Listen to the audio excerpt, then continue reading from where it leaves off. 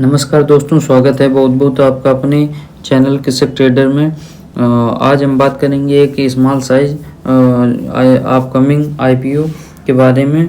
तो आइए देख लेते हैं क्या क्या डिटेल्स के बारे में जानेंगे। तो हम इसके बेसिक डिटेल्स के बारे में, जीएमपी के बारे में, लॉट साइज क्या है और कंपनी की जो भी डिटेल्स है, ओपनिंग क्लोजिंग डेट के बारे में, और एंकर जो इन्वेस्टर की लिस्ट है उसके बारे में भी जानेंगे। तो आइए देख लेते हैं आईपीओ स्मॉल साइज का है और आईपीओ के फाइनेंशियल्स वगैरह कैसे हैं देखते हैं। चूँकि कम लगातार 3 आईपीओ 9 तारीख को खुल रहे हैं।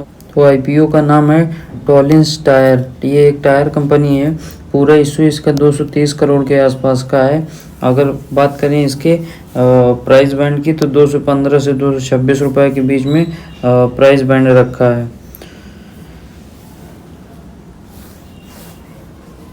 नेक्स्ट डिटेल के बारे में बात करें तो आईपीओ की डिटेल्स में अगर इसके आईपीओ के ओपनिंग डेट की बात करें तो 9 तारीख को ओपन होगा, 11 तारीख को क्लोज होना है।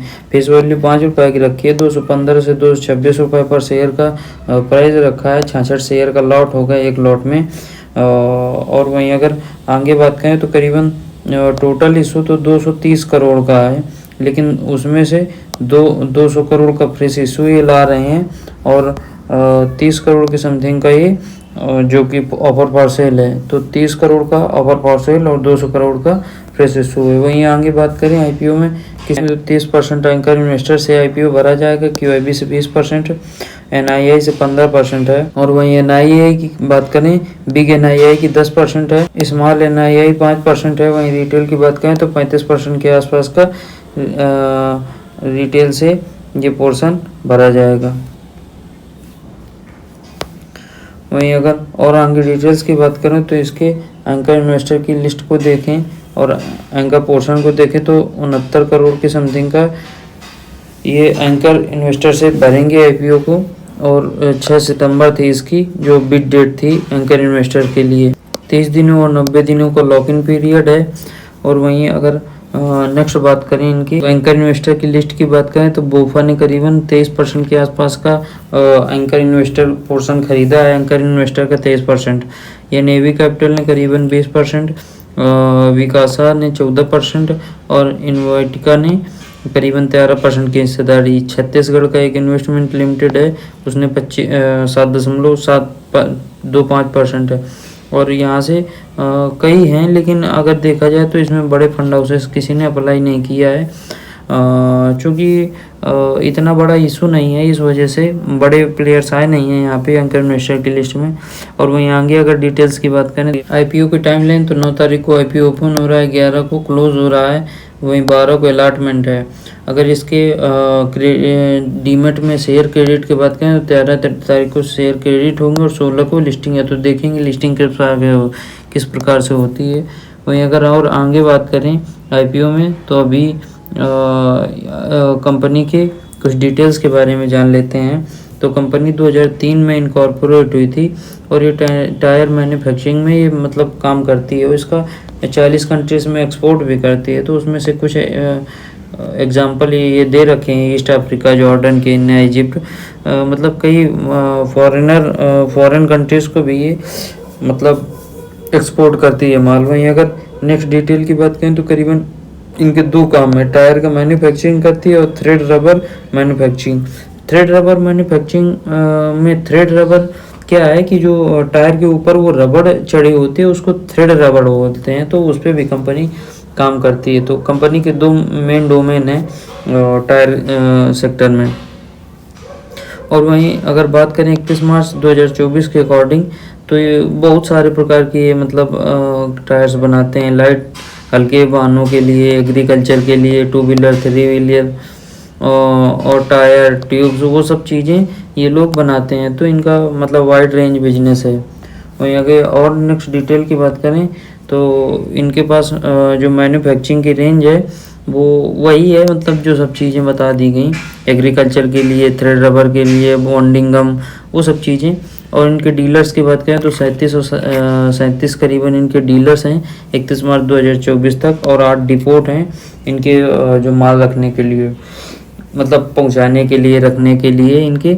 और वहीं बात करें इनकी मैन्युफैक्चरिंग साइट की, तो इनका केरला में एक मैन्युफैक्चरिंग साइट है, एक यूएई में है। तो इनके 2 मैन्युफैक्चरिंग साइट हैं यूएई में, इस वजह से कि यूएई में ये टायर्स का बहुत बड़ा कारोबार होता है, क्योंकि वहाँ टूरिज़्म और वो सब चीज़ें चलती हैं। और स्टॉक्स की बात करें तो 153 स्टॉक कीपिंग यूनिट्स हैं इनकी, और 1003 इनकी थ्रेड रबर कैटेगरी में जो स्टॉक यूनिट है, स्टॉक कीपिंग यूनिट वो हैं। नई कंपनी के पास कई वेरियस सर्टिफिकेट हैं इनके, जो क्वालिटी के लिए एक सर्टिफिकेट इनको इन्होंने दिए हैं, इनके नाम यहाँ पे। और वहीं अगर इनकी बात करें और आगे डिटेल्स के बारे में, तो कंपनी ने क्लाइंट के बताए हैं कि Marangoni, GRP, Kerala agro machinery corporation और रेडलैंड मोटर्स, टायर ग्रिप, ये सब इनके मतलब जो इनके क्लाइंट हैं वो हैं। और वहीं आगे नेक्स्ट डिटेल की बात करें तो इनके पास मार्च 2024 के अकॉर्डिंग कंपनी ने 163 नए डिज़ाइन जो है प्रोडक्ट के लिए वो बना चुका है। वहीं इनकी सेल्स की बात करें तो इनके 55 एम्प्लॉयज़ हैं सेल्स के लिए, सेल्स मार्केटिंग के लिए। और इनके पास जो कॉन्ट्रैक्ट है,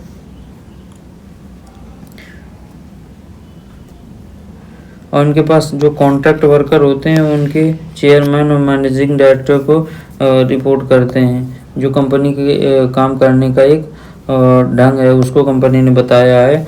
वहीं अगर इनकी इन्फॉर्मेशन के बारे में देखें तो इन्फॉर्मेशन इन्होंने कंपनी ने 31 मार्च 2024 की ही केवल दी है यहाँ पे इन्फॉर्मेशन।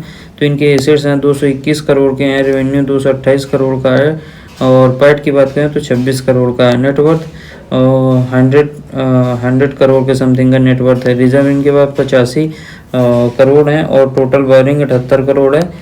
नो डाउट रिजर्व ज़्यादा है बोरोइंग से, तो ठीक है, कंपनी के लिए अच्छा है। कंपैरिजन करके बताया नहीं जा सकता, कंपनी ने चूँकि बहुत सारा डाटा दे नहीं रखा है। तो आइए और आगे देख लेते हैं, कंपनी के साइज़ वगैरह के बारे में बात कर लेते हैं। कंपनी का जो साइज़ है करीबन 892 करोड़ के आसपास का कंपनी का साइज़ है।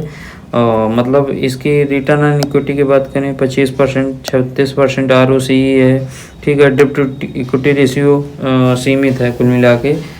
कहीं ना कहीं मैन्युफैक्चरिंग वो सब चीज़ों के लिए कर्जा तो लेना ही पड़ता है, और IPO के बाद ये डेट फ्री भी हो जाएंगे, चूँकि ये डेट रीपे करेंगे, तो उसके लिए भी ये IPO बढ़िया होने वाला है। वहीं और आगे डिटेल्स की बात करें तो 26 के आसपास के PE पर ये ला रहे हैं। पोस्ट IPO की लिस्टिंग के बाद 34 के आसपास का PE एक्सपेक्ट कर रहे हैं। वहीं अगर IPO के और मेन ऑब्जेक्टिव की बात की जाए कि IPO किस लिए ला रहे हैं, तो इन्होंने कई चीज़ें बताई है। जो डेट का रिपेमेंट है उसके लिए, जो बकाए हैं उनके लिए, और लॉन्ग टर्म वर्किंग कैपिटल है उसकी रिक्वायरमेंट के लिए IPO ला रहे हैं। वो सब चीज़ें short term long term borrowing का जो रिपेमेंट है उसके लिए, ये सब इस तरह से इन्होंने बताया है कि IPO का मेन ऑब्जेक्टिव क्या है।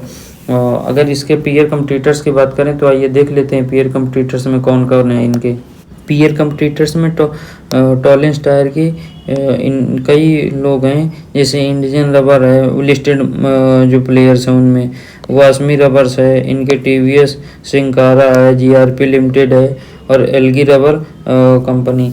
मतलब बहुत सारे प्लेयर्स हैं।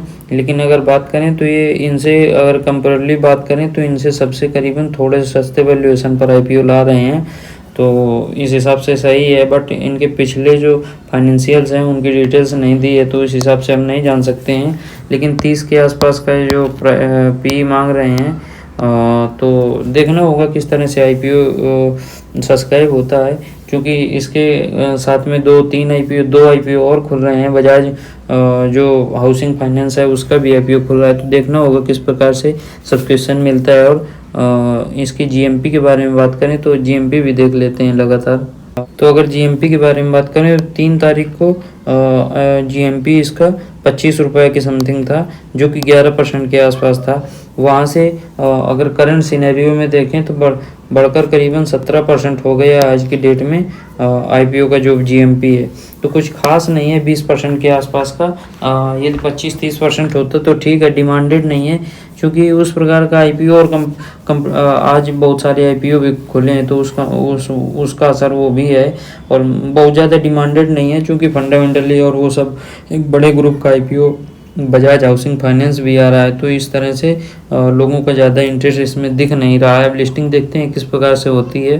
बट आज की डेट में करीबन 17% के आसपास का GMP दिखा रहा है। जानकारी अच्छी लगी हो तो वीडियो को लाइक करें, चैनल को सब्सक्राइब करें। धन्यवाद।